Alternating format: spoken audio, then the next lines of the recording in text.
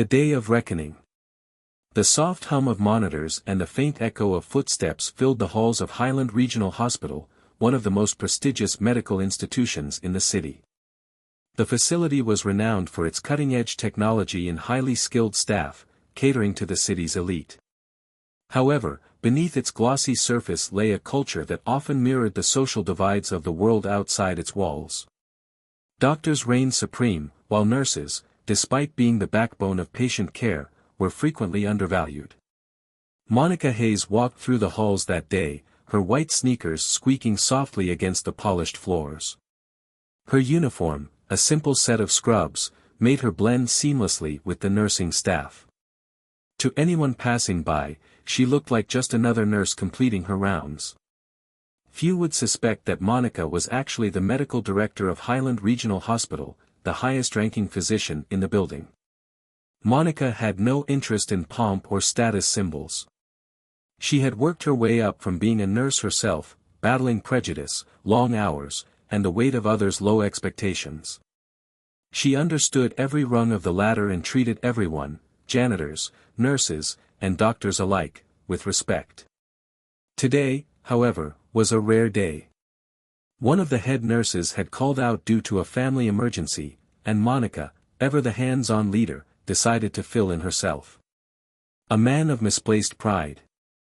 In the adjacent operating theater, Dr. Paul McLean stormed through his day with the energy of a man constantly inconvenienced.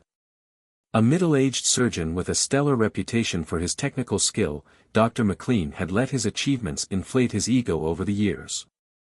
Nurses whispered about him in break rooms, calling him the Emperor, because of the way he barked orders and expected unquestioning compliance. For McLean, teamwork meant everyone executing his directives, and respect was a one-way street. As he left the operating room, McLean scrolled through his tablet, frowning at the patient schedules. He was running late for his next procedure, a high-profile surgery on a wealthy donor's wife, and he was not in the mood for delays. Spotting Monica standing at the nurse's station, he immediately zeroed in on her. The encounter. Monica was reviewing patient charts, her focus sharp and deliberate. Decades of experience had taught her that every detail mattered. She didn't notice McLean at first, but his sharp tone cut through the air like a scalpel. "You there," he snapped, pointing at her. "Why are these patient files not updated yet? I need them in the system now. Do you think I have all day to wait?" Monica turned slowly, her expression calm and unreadable. Her gaze met his, her brown eyes steady and resolute. She recognized McLean instantly, his reputation preceded him. But his condescending attitude made it clear he had no idea who she was. "I'm following protocol, doctor," Monica replied evenly. "The files are being updated as we speak." McLean rolled his eyes, his frustration evident. "Protocol? I don't need a lecture on protocol. I need results. If you can't handle the job, I suggest you find someone who can." The other nurses at the station exchanged uneasy glances but remained silent. They had seen this side of McLean before. Most chose to endure his outbursts rather than risk becoming his next target. Monica, however, was not one to back down. "I assure you, doctor, the job is being done correctly," she said, her voice firm but measured. "Accuracy is just as important as speed, especially when it comes to patient care." Tension in the air. McLean's irritation deepened. He took a step closer, his posture towering and his tone dripping with arrogance. "Let me make something clear. This hospital doesn't run on your timeline. It runs on mine. If you can't keep up, you're a liability." Monica felt the weight of his words, not for herself, but for every nurse who had ever been spoken to this way. She knew that many in her position might have shrunk under his scrutiny, apologizing or scrambling to meet his demands. But Monica wasn't just another nurse. She was a leader who had spent years fighting to create a culture of respect within the hospital. And she wasn't about to let Dr. McLean undermine that. "I appreciate your concerns, doctor," she replied, her voice unwavering. But there's a difference between urgency and recklessness. The patients deserve thorough care, not rushed decisions. Her calm demeanor only seemed to fuel McLean's anger. He slammed his tablet onto the counter, the sound echoing down the hall. What patients deserve, he hissed, is competent staff who don't waste my time. You do well to remember that, nurse. The witnesses. The confrontation had drawn a small crowd of onlookers, nurses, medical assistants, and even a few junior doctors who happened to be passing by. They stood frozen, unsure of whether to intervene or stay out of it. Many recognized Monica, though they remained unsure why she wasn't asserting her authority. McLean, however, remained oblivious to the significance of the situation. To him, Monica was just another nurse standing in the way of his efficiency. Jamie, a young nurse who had been shadowing Monica all morning, finally mustered the courage to speak up. "Dr. McLean," he said hesitantly, "I think."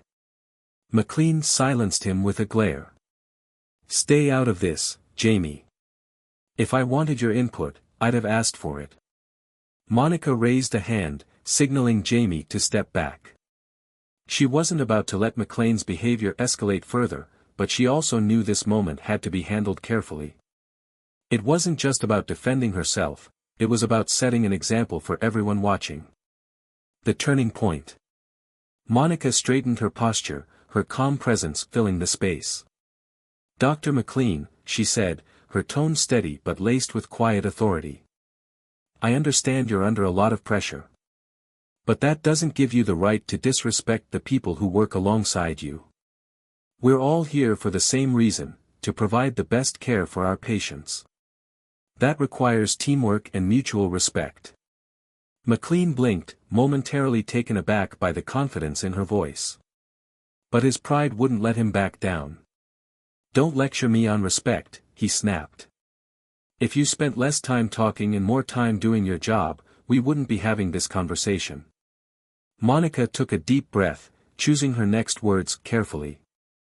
She had hoped to avoid revealing her true position, but McLean's behavior left her no choice.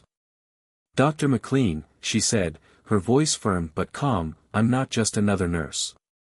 I'm Dr. Monica Hayes, the medical director of this hospital." The room fell silent. McLean's face went pale as the realization hit him. The nurses who had been watching the exchange looked at each other with a mixture of shock and satisfaction. Jamie's jaw dropped, and even the junior doctors stopped in their tracks. Monica continued, her gaze unwavering. "I've spent years building a culture of respect and collaboration in this hospital. I'm disappointed to see that those values are not being upheld. Moving forward, I expect better from you, and from everyone else on this team." The aftermath. McLean stammered, searching for words but finding none. He had spent years intimidating nurses and commanding respect through fear, but in this moment, he realized the power dynamics had shifted. Monica wasn't just a nurse. She was his boss.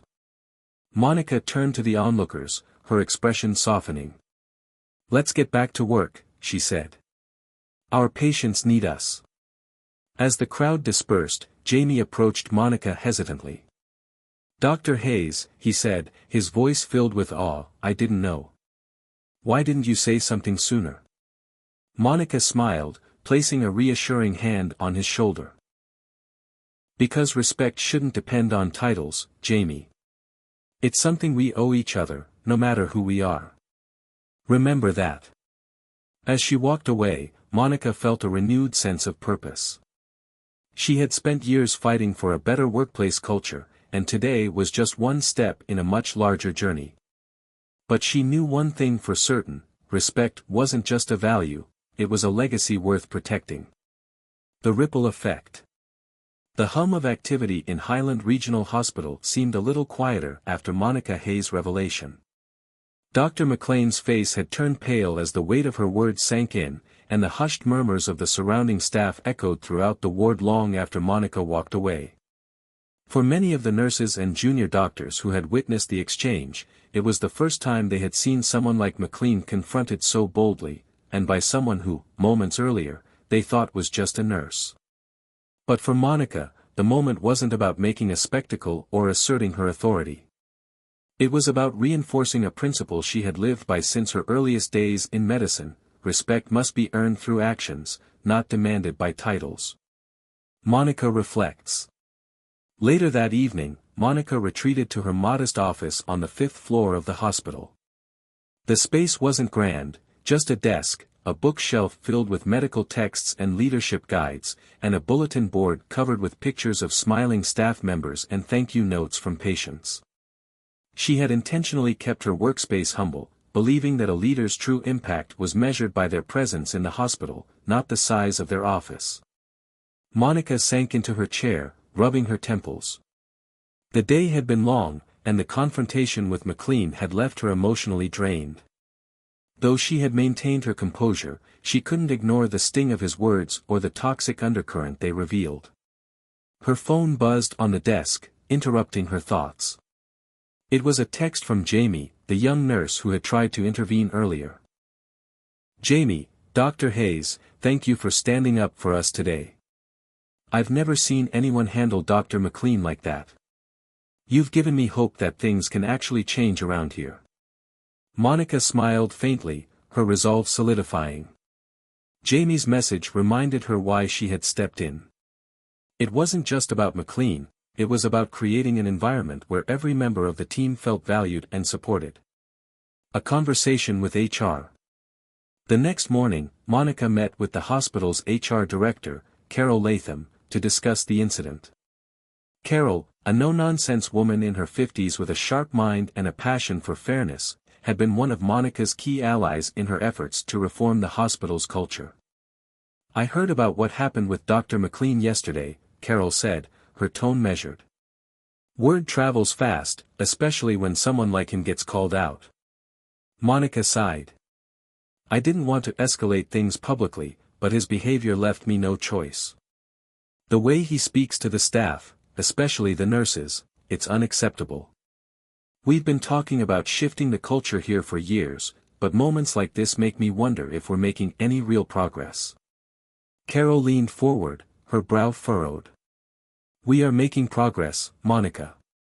It's slow, but it's happening.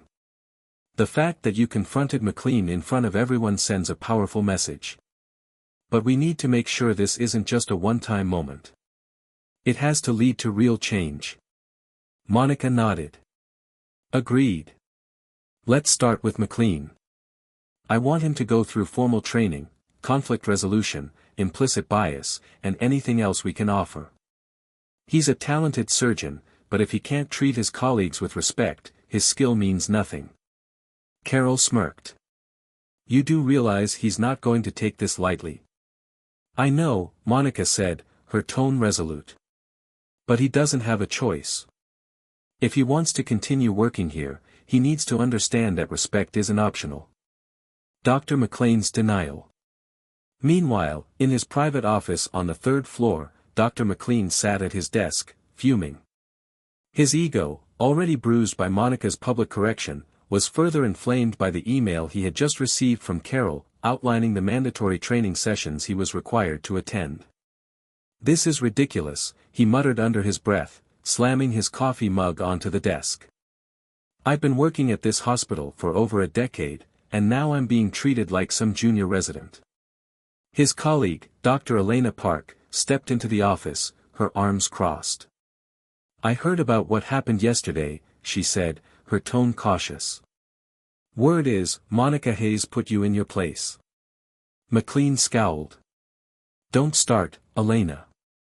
You know as well as I do that this hospital runs on efficiency.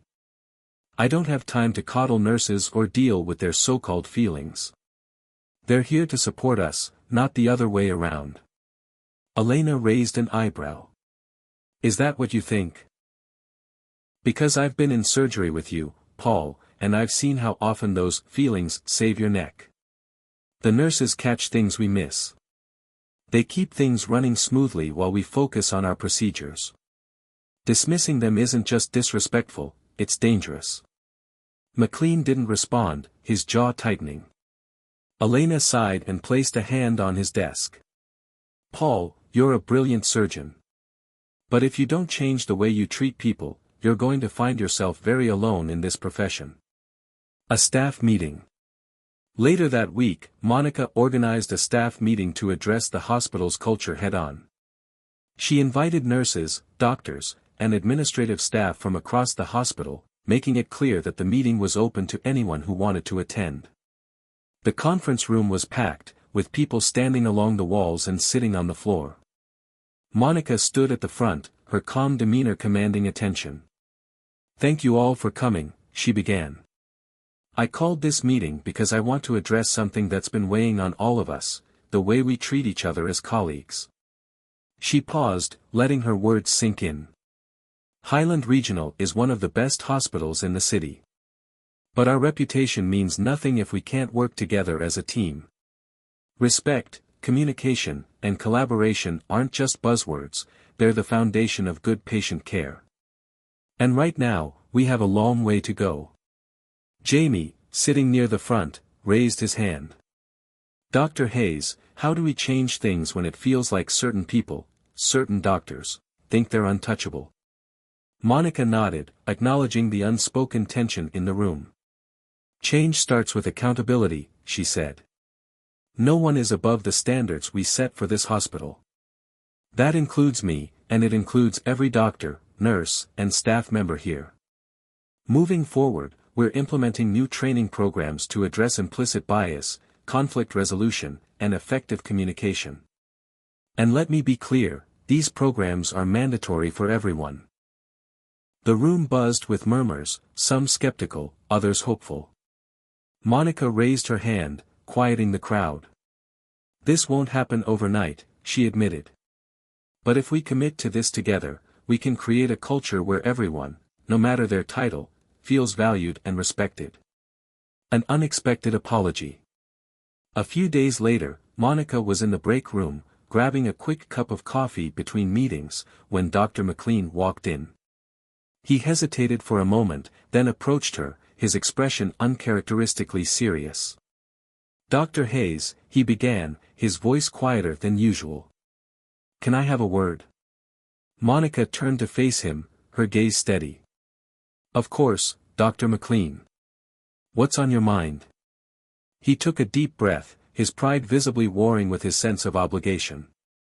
"I wanted to apologize, for the way I spoke to you last week. I was out of line, and I let my frustration get the better of me." Monica studied him for a moment, noting the sincerity in his tone. "Apology accepted," she said. "But I hope you understand that this isn't just about me. The way we treat each other sets the tone for the entire hospital. If we want to be leaders, we have to lead by example." McLean nodded, his expression thoughtful. "I'll do better," he said simply. The beginning of change. As the weeks went on, the culture at Highland Regional began to shift. The new training programs were met with initial resistance from some staff, but as more people embraced them, the atmosphere grew noticeably lighter. Nurses reported feeling more supported, junior doctors felt more confident voicing their concerns, and even McLean began to soften, occasionally offering a rare "thank you" to the staff. For Monica, the journey was far from over, but she felt a renewed sense of hope. Change, she realized, wasn't about grand gestures or dramatic confrontations. It was about the small, consistent actions that added up over time. As she walked through the halls one evening, her step steady and her head held high, Monica knew one thing for certain: respect wasn't just a policy. It was a practice, and one worth fighting for. Building bridges. The atmosphere at Highland Regional Hospital had shifted ever so slightly. The tension that once hung in the air, fueled by unchecked egos and entrenched hierarchies, was beginning to dissipate. Yet, Monica Hayes knew that real change required time, effort, and commitment. While the staff training programs had kicked off successfully, there were still lingering doubts among some of the employees, particularly the doctors. Some saw the new initiatives as unnecessary, others as a direct affront to their authority. And then there was Dr. Paul McLean. While his public apology to Monica had been a small victory, Monica knew that a single moment of contrition wasn't enough to undo years of ingrained behavior. If the hospital was truly going to transform, McLean would have to do more than say he was sorry, he would have to demonstrate change. And she was determined to guide him toward it. A leadership challenge. Monica's first opportunity to push McLean out of his comfort zone came sooner than expected. During her weekly meeting with Carol Latham, the hospital's HR director, they reviewed a series of patient care incidents flagged for follow-up. One particular incident involved a surgical team under McLean's leadership. The team had managed a complex operation successfully, but multiple nurses reported feeling ignored or dismissed during the pre-op planning stage, which they believed could have endangered the patient. Carol frowned as she read the report. "McLean again," she said, her tone weary. "You'd think after everything, he'd have started to get the message." Monica tapped her pen thoughtfully against the table. "I think it's time we put him in a position where he has no choice but to collaborate." Carol raised an eyebrow. "What do you have in mind?" Monica smiled faintly. "I want to pair him with a team of nurses for a week-long cross-training program. Let him walk in their shoes, see what it's like to be on the other side of the dynamic. And I want Jamie to lead the program." Carol's eyes widened. "Jamie? That's bold." "Exactly," Monica said. "Jamie's a rising star, and he's earned the opportunity to step up. Plus, I think it'll be good for McLean to see leadership in action from someone he's undervalued." The cross-training program. The following Monday, the cross-training program began. Dr. McLean showed up to the morning briefing with a sour expression, his reluctance palpable. Jamie, on the other hand, exuded a mixture of nervousness and determination. As the program leader, he had spent the weekend meticulously preparing schedules, objectives, and activities designed to foster collaboration and mutual respect. "Good morning, everyone," Jamie began, addressing the group of nurses and doctors assembled in the conference room. "This week, we're focusing on understanding each other's roles and responsibilities. The goal is to build better communication and teamwork, which ultimately leads to better patient care." He glanced at McLean, who sat in the back with his arms crossed. "Dr. McLean, I understand you'll be shadowing our nursing team today. We'll start with a tour of the ICU, followed by a shift assisting with patient intake." McLean raised an eyebrow. "Patient intake? Isn't that a bit elementary for someone with my experience?" Jamie smiled politely but stood his ground. "Patient intake is where everything begins, doctor. It sets the tone for the entire care process. I think you'll find it enlightening. A lesson in humility." The first day of the program was, as expected, challenging for McLean. Used to giving orders and being in control, he found it difficult to adapt to the collaborative and detail-oriented work of the nursing staff. Monica watched from a distance as he fumbled through patient intake forms, struggled to manage multiple requests at once, and repeatedly deferred to the nurses for guidance. By mid-afternoon, McLean was visibly frustrated.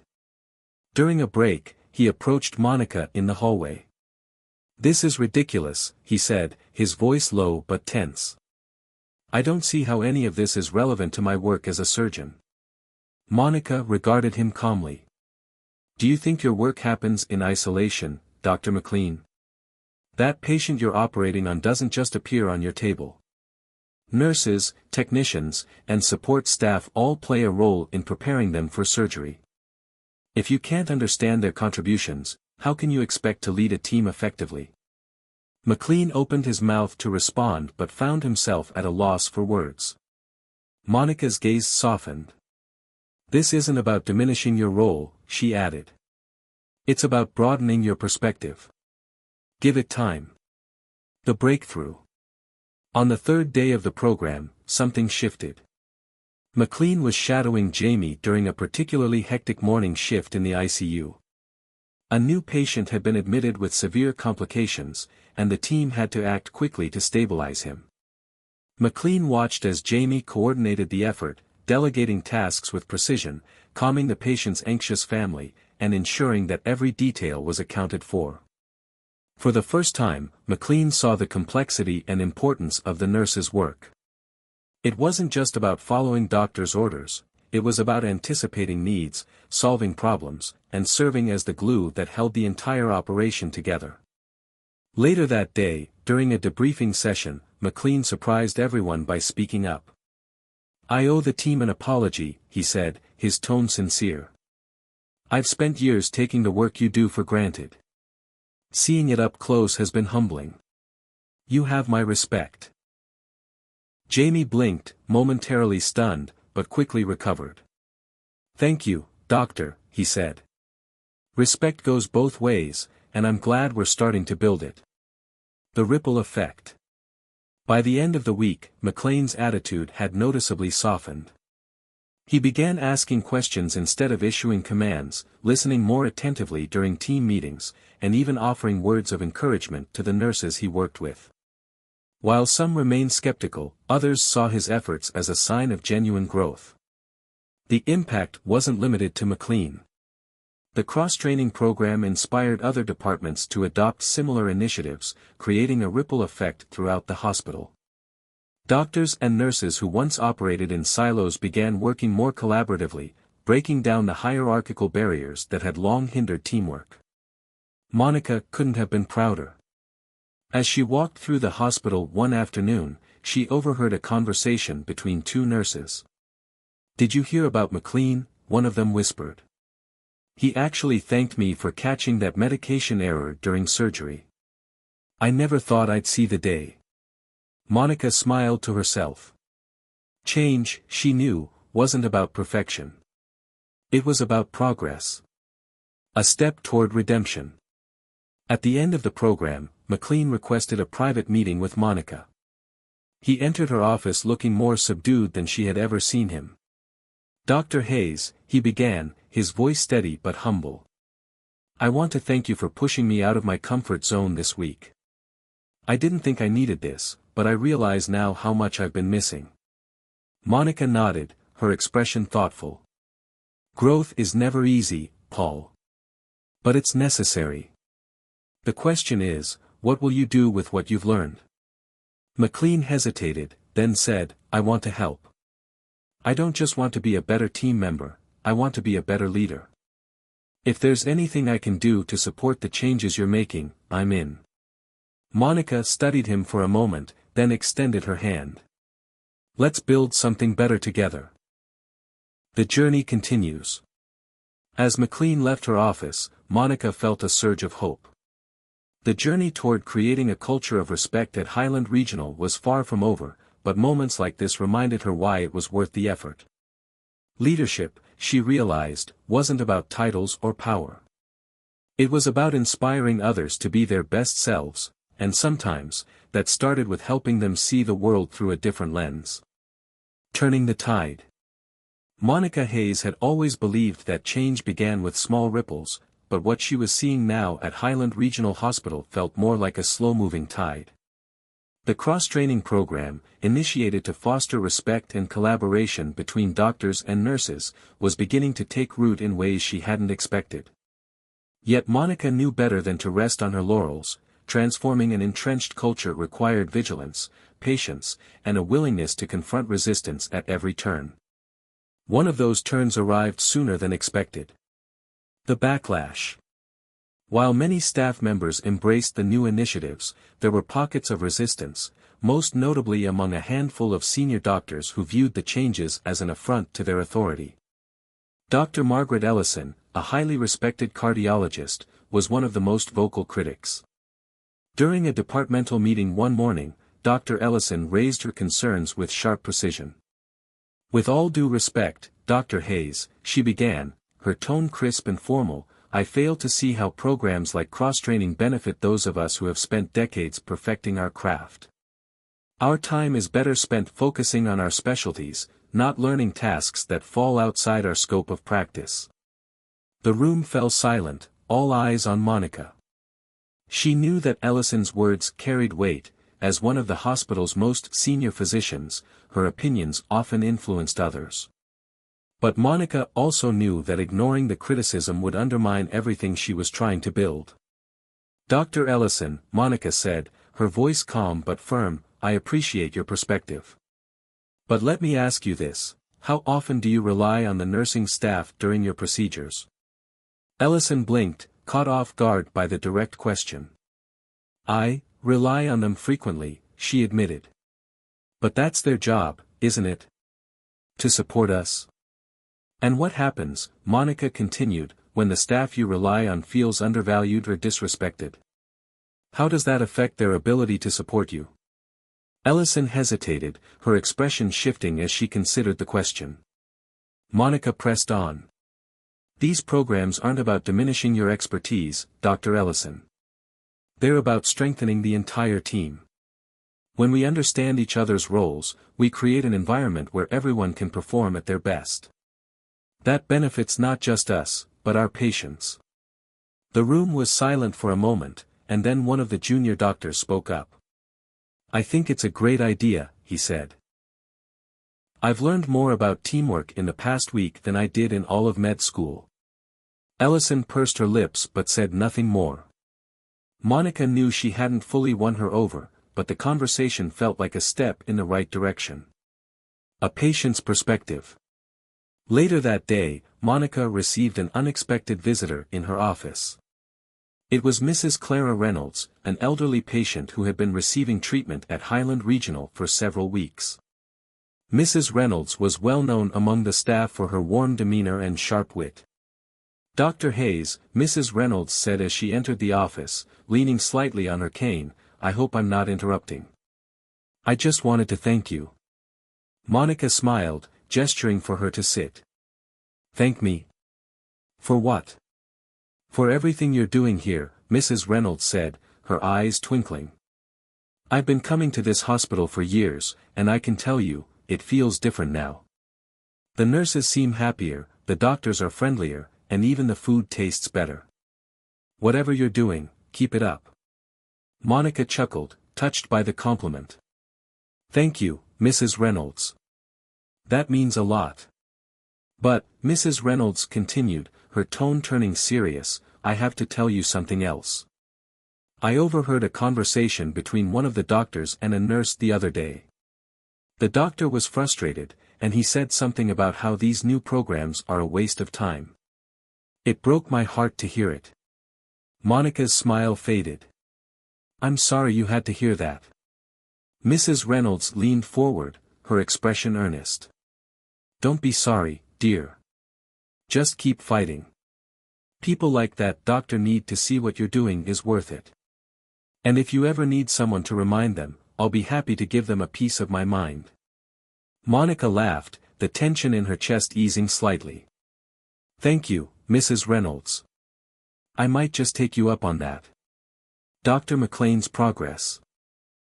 Meanwhile, Dr. Paul McLean was undergoing his own transformation. The cross-training program had forced him to confront the ways in which his behavior had alienated his colleagues, and he was determined to do better. But change didn't come easily. One afternoon, McLean approached Jamie in the staff lounge. The young nurse was sitting at a table, reviewing patient charts. Jamie, McLean began awkwardly, do you have a minute? Jamie looked up, surprised. Of course, doctor. What's up? McLean shifted uncomfortably, then sat down across from him. I just wanted to say, thank you. For your leadership during the cross-training program. I learned a lot, and I realize now how much I've taken the nursing staff for granted. Jamie blinked, momentarily stunned. You're welcome. I mean, I appreciate you saying that. McLean nodded, his expression earnest. I also wanted to ask for your help. I've been thinking about how I can improve my communication with the team, and I figured you'd have some good advice. Jamie hesitated, unsure if he was hearing correctly.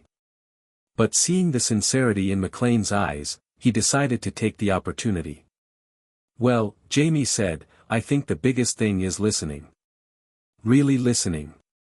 When we feel like our input matters, it makes a huge difference. McLean nodded slowly. That makes sense. Thank you, Jamie. As McLean left the lounge, Jamie sat back in his chair, still processing what had just happened. For the first time, he felt hopeful that McLean's transformation might be real. The domino effect. As weeks turned into months, the ripple effect of Monica's initiatives became more apparent. The cross-training program was expanded to include additional departments, and a new mentorship program was launched to pair junior staff with experienced leaders. Jamie was among the first to be selected as a mentor, a role he embraced with enthusiasm. Monica also began hosting monthly town hall meetings, where staff could voice their concerns and share ideas for improvement. These meetings quickly became a cornerstone of the hospital's culture, fostering a sense of community and collaboration. But perhaps the most significant change was the way people began treating each other. Nurses who had once avoided certain doctors now felt comfortable speaking up, and doctors who had once dismissed the input of others began seeking it out. The walls of hierarchy that had once divided the staff were slowly coming down. A moment of recognition. One evening, Monica was preparing to leave the hospital when she was stopped by a group of nurses in the hallway. They were carrying a small, wrapped package and a handwritten card. "Dr. Hayes," one of them said, "we wanted to give you something to show our appreciation." Monica opened the package to find a beautifully framed photograph of the entire nursing staff, taken during a recent team-building event. The card read, "To Dr. Hayes. Thank you for believing in us, for standing up for us, and for showing us what true leadership looks like. You've made Highland Regional a place we're proud to work. With gratitude, the nursing team." Monica felt a lump rise in her throat as she read the card. She looked up at the group, her eyes shimmering with emotion. "Thank you," she said softly. "This means more to me than I can say." The path forward. As Monica drove home that night, she reflected on the journey so far. There were still challenges to face and resistance to overcome, but she felt a deep sense of pride in what they had accomplished. The hospital was changing, not just in policy, but in spirit. And as she pulled into her driveway, Monica knew one thing for certain: the tide was turning, and there was no going back. A shift in perspective. As the culture at Highland Regional Hospital began to transform, Monica Hayes found herself busier than ever. Meetings filled her days, but the work she was doing, changing the way people treated each other, was worth every second. The changes weren't just in the policies or programs, they were showing up in the smallest interactions. Doctors saying, "thank you," to nurses, patients commenting on the warmth of the staff, and even junior doctors standing taller with newfound confidence. Yet, Monica knew the real test of change wasn't just in the day-to-day, it was in how the hospital would handle challenges. And a challenge was brewing in the form of Dr. Margaret Ellison. Ellison's ultimatum. Dr. Margaret Ellison wasn't one to sit quietly. The senior cardiologist had built her career on precision and control, and she viewed Monica's initiatives as a disruption to the status quo. For weeks, she had voiced her disapproval in meetings, but now she decided to take a more direct approach. Monica was in her office reviewing a proposal for an expansion of the cross-training program when her assistant knocked on the door. "Dr. Hayes, Dr. Ellison is here to see you." Monica looked up, slightly surprised. "Send her in." Ellison entered, her posture rigid and her expression unreadable. She wasted no time getting to the point. "Dr. Hayes," she began, her tone formal, "I've come to discuss the direction this hospital is taking under your leadership. I'm concerned that the changes you're implementing are undermining the authority of senior physicians and prioritizing optics over efficiency." Monica set her pen down and folded her hands. "Go on." Ellison continued, her voice tightening. "I've spent decades building my reputation here, and I can't stand by while decisions are made that compromise the quality of care we provide. This focus on cross-training and soft skills is pulling resources away from where they're needed most, on patient outcomes. If this continues, I'll have no choice but to reconsider my position at Highland Regional." The words hung in the air like a challenge, but Monica didn't flinch. She met Ellison's gaze with calm determination. "Dr. Ellison," Monica said evenly, "I understand your concerns, but I have to disagree with your assessment. These programs aren't a distraction, they're a foundation. Respect, collaboration, and communication are directly tied to patient outcomes. A team that works well together provides better care. Ellison's lips thinned. And what about the doctors who feel their authority is being eroded? Monica leaned forward slightly. Authority isn't something we're entitled to because of our titles, Margaret. It's something we earn through how we treat the people around us. I've seen what happens when authority is misused, and I won't allow that to continue under my leadership. For a moment, neither woman spoke. Then Ellison rose from her chair, her expression hard. I suppose we'll see if your approach works, Dr. Hayes. Monica watched her leave, a mixture of frustration and resolve settling in her chest. She knew Ellison wasn't the only one who felt this way, and she braced herself for the pushback that was sure to come. The emergency case. A few days later, an emergency tested everything the hospital had been working toward. A young boy, 10-year-old Ethan, was rushed into the emergency room after collapsing during a soccer game. His parents were distraught, and the initial assessment suggested a severe cardiac issue. Dr. Ellison was called in to lead the case, but the situation was chaotic. The boy's condition was deteriorating rapidly, and tensions were high among the staff. Monica, hearing about the case, headed down to the ER to observe. She found the team huddled around Ethan's bed, with Ellison issuing sharp orders. Get me the echocardiogram results now. Ellison barked at a nurse who was struggling to keep up. And someone find out why the labs are taking so long. Jamie was among the nurses on the scene, trying to maintain his composure under the pressure. He glanced at Monica as she entered, relief flickering in his eyes. Monica stepped forward, her calm presence cutting through the tension. Dr. Ellison, she said, her tone steady, what can I do to help? Ellison barely glanced at her. I need results, and I need them now. This isn't the time for interference. Monica didn't flinch. Instead, she turned to the team. Jamie, coordinate with the lab and get those results expedited. Sarah, assist with monitoring Ethan's vitals. Dr. Ellison, let's review the echocardiogram together and determine the next steps. The team sprang into action, their movements smoother now with Monica's guidance. Even Ellison, though reluctant, followed Monica's lead. Within minutes, they had a clearer picture of Ethan's condition, a rare congenital heart defect requiring immediate surgery. A team in action. The surgery was complex and required precision and coordination. Dr. Ellison led the procedure, with Dr. McLean assisting. Monica observed from the viewing room, her heart pounding as she watched the team work together. It was during the surgery that something remarkable happened. One of the surgical nurses noticed a subtle change in Ethan's blood pressure that could have gone unnoticed in the high-pressure environment. She spoke up, her voice steady but firm. Dr. Ellison, I think we need to adjust the bypass machine settings. Ellison hesitated for a fraction of a second, then nodded. Do it. The adjustment stabilized Ethan's condition, and the surgery proceeded smoothly.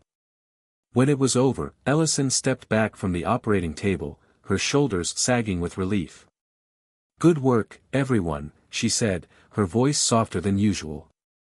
Ellison's reflection. That evening, Ellison sat alone in her office, replaying the events of the day in her mind. She couldn't shake the moment when the surgical nurse had spoken up, and how it had saved the boy's life. For years, Ellison had prided herself on being the most skilled person in the room, but today, she realized that skill alone wasn't enough. It took a team. Monica's eyes lit up. That's an excellent idea.